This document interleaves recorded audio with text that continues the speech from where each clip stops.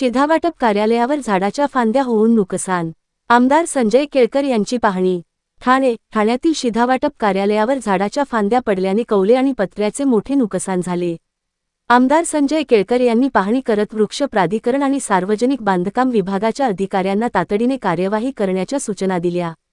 यावेळी शिधावाटप अधिकारी सौ. चव्हाण, श्री. काकडे, श्री. डुमरे, PWDच्या कल्याणी पाटील व ठामपा वृक्ष प्राधिकरणचे ओमकार सावंत उपस्थित होते। शिधावाटप कार्यालय आवारात असलेल्या झाडाच्या मोठ्या फांद्या पडल्याने कार्यालयावरील पत्रे, कौले आणि भिंतीचे नुकसान झाले। हे कार्यालय नेहमी गजबजलेले असते, मात्र सुदैवाने या घटनेत कोणालाही इजा झाली नाही। घटनेची माहिती मिळताच आमदार संजय केळकर यांनी कार्यालयाची पाहणी केली। ठाणे महापालिकेच्या वृक्ष प्राधिकरण विभागाच्या अधिकाऱ्यांशी संपर्क साधून सुट्टीच्या दिवशी फांद्यांची छाटणी करण्याच्या सूचना दिल्या। भिंतीचे नुकसान झाल्याने राज्य शासनाच्या सार्वजनिक बांधकाम विभागाच्या संबंधित अधिकाऱ्यांना देखील यावेळी बोलावून आवश्यक दुरुस्ती तातडीने करण्याच्या सूचना दिल्या। यावेळी माध्यमांशी बोलताना श्री. केळकर यांनी सांगितले की 5 वर्षांपूर्वी या कार्यालयाची अवस्था वाईट होती। पाण्याच्या गळतीने भिंती, छप्पर आणि फरशा ओल्या असत, त्यामुळे साहित्याचे नुकसान होत असे। शिवाय कर्मचारी वर्गाला देखील आरोग्यासह अनेक समस्यांना सामोरे जावे लागत होते। या कार्यालयासाठी आवश्यक निधी उपलब्ध करून आदर्श कार्यालय तयार करण्यात आले। राज्य शासनाकडून देखील याची दखल घेण्यात आली। हे कार्यालय नेहमीच नागरिकांनी गजबजलेले असल्याने त्याची तत्काळ दुरुस्ती आणि आवश्यक कार्यवाही करण्याच्या सूचना दिल्याचे श्री. केळकर यांनी सांगितले।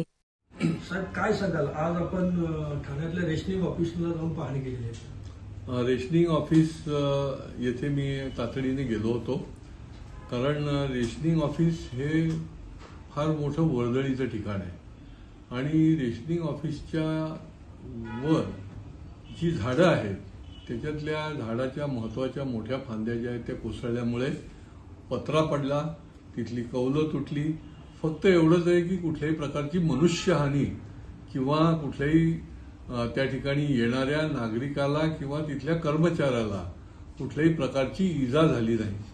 तातडीने मी पाहणी केलेली आहे आणि त्या ठिकाणच्या आपल्या महापालिकेचे जे वृक्ष प्राधिकरणचे अधिकारी आहेत त्यांच्याशीही संपर्क करून त्या ठिकाणी त्याची छाटणी जी आहे ती तातडीने सुरू करा। उद्या सुटीचा दिवस आहे आणि त्याच्यामुळे ज्या ज्या ठिकाणी आवश्यक ती छाटणी करायला पाहिजे, कारण की एखाद वेळ ती छाटणी करताना काही पत्रे देखील पुन्हा एकदा तुटतील, तर ती छाटणी करून ताबडतोब त्या ठिकाणचा जो धोका आहे तो धोका मुक्त करा। आणि PWDच्याही अधिकाऱ्यांना मी बोलवलं होतं की ते पूर्ण झाल्यानंतर, कारण की आता पत्रे जे आहेत ते मोठ्या प्रमाणामध्ये नुकसान झालंय, काही त्या ठिकाणचं भिंतीचं देखील नुकसान झालेलं आहे, परंतु तातडीने झाडाची छाटणी झाली, फांद्यांची छाटणी झाली की ते करण्याचं नियोजन केलेलं आहे। रेशनिंग ऑफिस हे पहिल्यापासूनच फार मोठं वर्दळीचं ठिकाण असल्यामुळे मी वेळोवेळी त्या ठिकाणी गेलेलो आहे।